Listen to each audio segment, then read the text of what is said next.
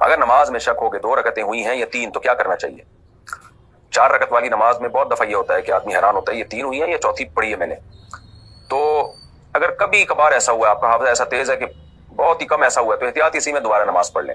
لیکن اگر یہ ہوتا رہتا ہے اور اکثر ہوتا ہی رہتا ہے، یہ آج کل اتنی مصروفیات ہیں کہ اکثر ہو ہی جاتا ہے، تو پھر حدیث میں اس کا حل بتایا گیا ہے کہ وہ یہ سمجھے کہ یہ 3 ہے.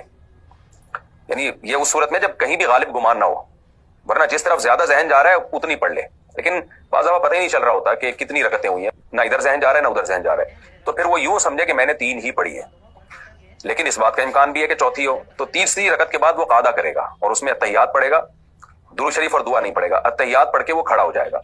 یہ قعدہ اس لیے کرے گا، اتحیات اس لیے پڑھے گا کہ ہو سکتا ہے یہ چوتھی ہو، تو یہ قعدہ فرض تھا، یہ ضائع نہ ہو جائے. تو پھر ایک اور رکعت ساتھ میں ملائے گا.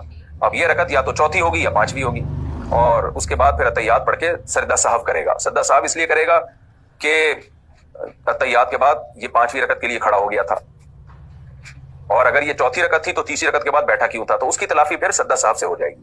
تو اس طرح سے یعنی شک ہو رہا ہے کہ 3 پڑھی ہیں کہ 4 پڑھی ہیں، تو یوں ہی سمجھے کہ 3 پڑھی ہیں، لیکن قعدہ بھی کرے، اتحیات بھی پڑھے، اس کے بعد کھڑا ہو جائے، سورہ فاتحہ پڑھ کے اور تلاوت کر کے، اور اگر فرض نماز ہے تو صرف سورہ فاتحہ پڑھے اور 2 سجدوں کے درمیان اتحیات پڑھ کے سجدہ سہو کرے اور پھر اتحیات پڑھ کے سلام پھیر لے. یہ طریقہ ہے.